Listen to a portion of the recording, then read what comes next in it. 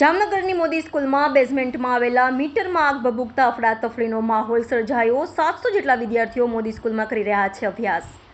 આગજનીની ઘટના બનતા વાલીઓમાં ફફડાટ ફેલાયો। જામનગર મહાનગરપાલિકાની ફાયર ટીમે આગ પર કાબૂ મેળવ્યો। રાજકોટની ગોઝારી ઘટના બાદ જામનગરની સ્કૂલમાં ફાયર સેફટીનો અભાવ। 700 વિદ્યાર્થીઓને સુરક્ષિત સ્થળે ખસેડવામાં આવ્યા। Amazing Jamnagar official Jamnagar. મારું નામ ભારત જેઠવા, ફાયર ઓપરેટર। આજ રોજ કંટ્રોલ રૂમમાં કોલ આવતા કે સ્કૂલમાં આગ લાગેલ છે તો અમે તાત્કાલિક ધોરણે અહીંયા પહોંચ્યા ત્યારે વિદ્યાર્થીઓને પહેલેથી સહી સલામત સ્થળે વયા ગયા હતા। એ માટે અમે પહેલાં સૌપ્રથમ આગને બુઝાવી ને આગ મીટર બોર્ડમાં લાગેલી હતી એટલે આગને સંપૂર્ણપણે બુઝાવી નુકસાન સ્વીચ મીટર પેનલ આખી ભરી ગઈ। Modi school ground floor. ના કાંઈ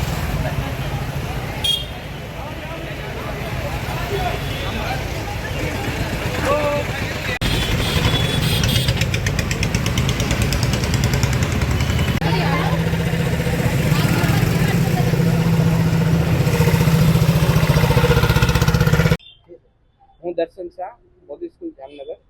જ્યારે ઇલેક્ટ્રિક પેનલમાં સેજ પાર્ટ થતા અમે બાળકોને તરત ઇવેક્યુએશન કરીને બહાર લઈ લીધા હતા, સ્ટાફને પણ બહાર લઈ લીધો હતો અને અમારા દ્વારા આગ સંપૂર્ણપણે આળવાની અમે પ્રયત્ન કરેલા હતા। તરત ફાયર બ્રિગેડમાં જાણ કરી દીધેલી હતી અને સંપૂર્ણપણે બધા જ બાળકો સ્કૂલની બહાર આવી ગયેલા હતા। સેજ પાર્ટ થયું એટલી જ મિનિટ।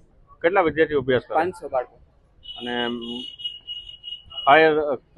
ફાયર સેફટીની સજ્જ હતી એટલા માટે તરત જ અમે બાળકોને ઇવેક્યુએટ કરી લીધા હતા અને તરત ફાયરના બાટલાથી અમે ઠાળવાની અમે પ્રયત્ન કરેલા હતા। કોઈ જાનહાની કોઈ નથી થઈ। પીજીવીસીએલમાં કાંઈ રજૂઆત કરી હતી આગલા દિવસે? પીજીવીસીએલમાં આગલા દિવસે અમે સ્પાર્ક થયેલા હતા એની અમે કમ્પ્લેન કરેલી હતી, સવારના ભાગે કમ્પ્લેન કરેલી હતી। પીજીવીસીએલ ટીમ કેટલા સમયમાં આવી હતી? ને તરત કમ્પ્લેન કરીએ એટલે સપોર્ટ એનો સારો હોય છે એટલે આવી જ જતી હતી, પણ ક્યાં કારણોસર થયું આ વસ્તુ। મારું નામ ભારત જેઠવા, ફાયર ઓપરેટર। આજ રોજ કંટ્રોલ રૂમમાં કોલ આવતા કે મોદી સ્કૂલમાં આગ લાગેલ છે તો અમે તાત્કાલિક ધોરણે અહીંયા પહોંચ્યા ત્યારે વિદ્યાર્થીઓને પહેલેથી સહી સલામત સ્થળે વયા ગયા હતા। એ માટે અમે પહેલાં સૌપ્રથમ આગને બુઝાવી અને આગ મીટર બોર્ડમાં લાગેલી હતી એટલે આગને સંપૂર્ણપણે બુઝાવી નાખી। નુકસાન સ્વીચ મીટર પેનલ આખી ભરી ગઈ। એક્ઝેક્ટ કઈ જગ્યાએ આગ ક્યાં લાગી? મોદી સ્કૂલ ગ્રાઉન્ડ ફ્લોરમાં। ના કાંઈ નહીં।